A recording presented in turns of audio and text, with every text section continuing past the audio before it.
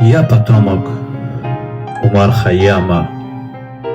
Умар Хайям – всемирно известный классик персидского, таджикской поэзии, ученый, математик, астроном, поэт и философ.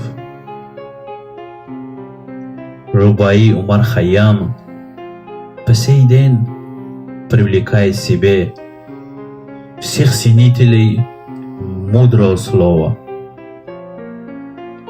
Это не значит, что я хвастаюсь. Я глубоко горд, что наши предки были все интеллигентами, мудрыми и учеными. И до сих пор так и есть. Его рубаи переводили на многие языки. Его стихи одушевляют жизнь людей. Хочу почитать мудрость жизни некоторые его рубаи. Один не разберет, чем пахнут розы, другой из горьких трав добудет мед. Дай хлеба одному, навек запомнит.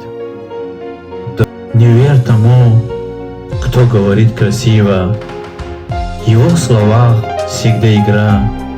Поверь тому, кто молчаливо творит красивые дела.